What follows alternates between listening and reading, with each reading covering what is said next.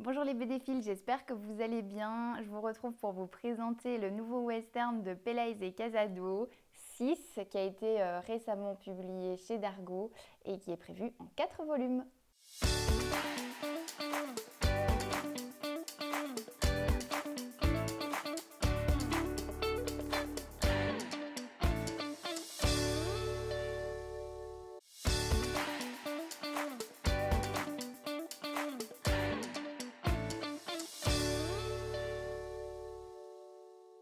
L'histoire commence dans un petit ranch des États-Unis au milieu du 19e siècle. Une famille entière y a été massacrée, à l'exception d'un gamin traumatisé qui ouvre le feu sur 3 hommes de passage. Grièvement blessé au cours de la fusillade, le gamin est amené au bordel local pour y être soigné. Elsie, une des jeunes prostituées, veille sur sa guérison et se prend d'affection pour lui. Il reste mutique, mais peu importe, elle l'appellera Kid. Ailleurs, le capitaine Quintus Jones subit un châtiment corporel terrible à cause de sa tentative de désertion. Le soir même, un combat à mort doit l'opposer à son compagnon de cellule, un Indien Shirikawa, qui contre toute attente soigne ses blessures. Les deux hommes mettent rapidement leurs différences de côté pour s'unir autour d'un même plan d'évasion. Leur chemin croisera alors celui de Kid et d'Elsie, mais aussi d'un esclave en fuite et d'une nonne défroquée.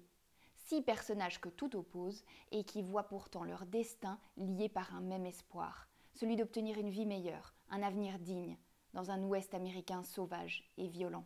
Parmi une production abondante de western en bande dessinée, 6 tire très bien son épingle du jeu.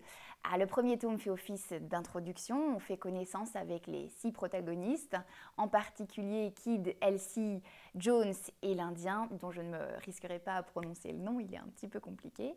Et en fait, finalement, on ne les rencontre qu'à la fin du récit, ce qui donne évidemment très envie de connaître la suite. Le dessin est impeccable, les scènes d'action sont hyper prenantes, la violence est représentée de manière un peu crue, mais ça colle parfaitement à l'ambiance du récit. Et puis l'expressivité des visages rend l'attachement aux personnages principaux d'autant plus facile. À la fin de l'album, vous trouverez un dossier annexe très intéressant sur le western, qui en tant que genre cinématographique n'a finalement plus grand chose à voir avec l'histoire d'un pays, celui des États-Unis. Vraiment, c'est une très belle surprise que ce western sans concession, qui nous rappelle dès ses premières pages que l'Ouest américain n'a rien d'épique ou de romantique.